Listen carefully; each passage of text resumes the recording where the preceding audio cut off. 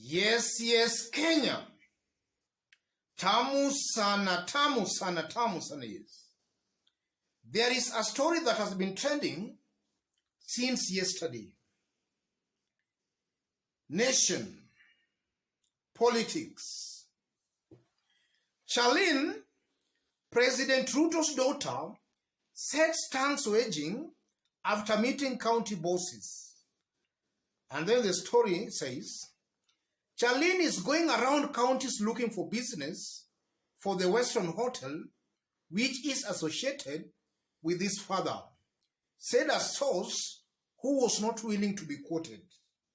The source added that the lady had also visited the leadership of the last assembly.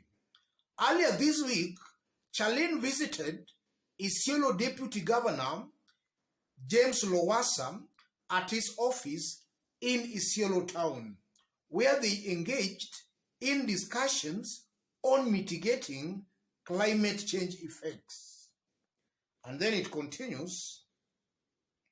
Charlene Ruto held talks with top county staff in Embu, Kirinyaga, Isiolo, and Kitui, eliciting conversation on social media as Kenyans expressed curiosity on the motive of the visits. Charlene also toured Tharaka Nithi County Assembly offices in Chuka town on Friday. That's the story. As usual in this video, I want us to dig deep into that story to see exactly what is happening behind the scenes. If you are watching us for the very first time, subscribe, give this video a like. Yes, Kenyans are living very interesting political times.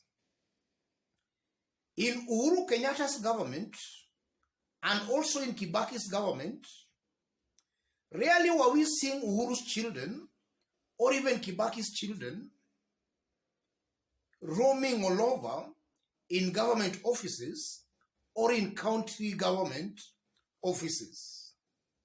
They took a low profile. In William Ruto's regime, already we are seeing the daughter, just 45 days in office, her daughter is everywhere, all over the county governments. So Kenyans are living in very interesting political times.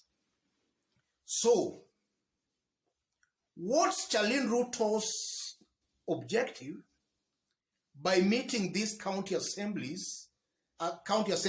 leadership? Is she a messenger, or is she doing that on her own volition? And why is she doing it right now that the father is the president? Before the father became the president, she was not doing all that kind of a shuttle diplomacy. Let me call that shuttle diplomacy. Why is she only doing it now when the father is the president? Yes, just to start it off, it's clear Charlene Ruto is a messenger. She is passing a message from somebody. And it's also very clear she wants to use her dad, the influence of the dad, as now the president, to make sure the message is well received and, if most likely, accepted. The first objective I'm seeing here, why Charlene Ruto is all over in these county assemblies, just as Nation has reported, Charlene Ruto is most likely looking for business tenders. She wants to do business with these county governments. Yes, that's the first objective here. And we all know, I don't know whether Amaco insurance still exists. If it exists, then there might be a possibility she's trying to look for tenders to ensure most of these county assembly governments' vehicles. That's one business line she might be trying to pursue. Or maybe she's also trying to look for direct tenders for other businesses with these county governments. Or maybe again, she is just trying to look for business for Western Hotel. We might in the coming days see a good number of these county governments holding their conferences at Western Hotel. Yes, that's the first objective. She is there for business. And I don't know whether that will sit on well with EACC, because EACC some few days ago had some issues with Meru governor over her husband's involvement in the affairs of Meru County. I don't know whether in this case of Charlene Ruto, Charlene is messing up or meddling in the affairs of these county governments she is actually visiting. I don't know how that will resonate with EACC. And I don't know whether the law allows that. That's the first objective. She is there for business. The second objective, Charlene Ruto is mobilizing for political support for 2027. You know, if you look at the way William Ruto started, that's the way William Ruto started, and he was branded a Tanga by Uhuru Kenyatta. I'm seeing a very high possibility where Charlene Ruto here is just trying to endear this county assembly leadership to the dad early enough for 2027. She was in Kitui most likely never voted for William Ruto.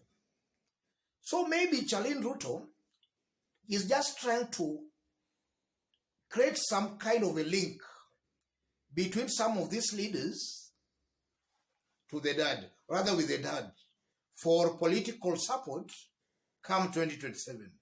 She's just trying to befriend these people early enough. That's also something I'm seeing here. And we all know, ladies and gentlemen, that William Ruto removed, or rather, Ministry of Devolution is not there in William Ruto's government. That ministry is not there. And when William Ruto was announcing the roles of a deputy president, one of the functions William Ruto assigned to Rigathi Gachagua, the deputy president, was to coordinate these county governments with the national government. Or rather, Rigathi is to act as a link between these county governments with the national government. There is this body, IBEC, that Rigathi Gachagua chairs. This body brings representatives of these county governments together with national government officials, where they deliberate on maybe the measures they can take for the developments of the county governments. So I don't know whether that's also what Charlene Ruto is doing in this case, because she's meeting quite a good number of these county government leadership and even county assemblies. I don't know whether she's doing that role that was assigned to Rigathi Gachagua. And if that's what she's doing, then I believe that Charlene Ruto might be going out of the law here, because the law does not allow her to do that. Yes, she's actually overstepping her mandate.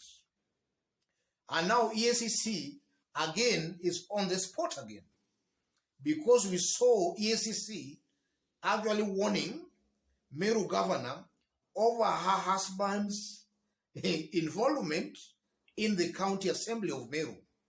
I don't know whether Charlene Ruto here might also be reprimanded for that. I don't know. Let me stop it there, ladies and gentlemen. But just as I did indicate when we were starting, if you are watching us for the very first time, subscribe, give this video a like. If you want to support our channel, I've pinned my number on the comment section. Contact me through the number, or feel free to send or to channel any support to the number. Let's meet in our next analysis. Thank you.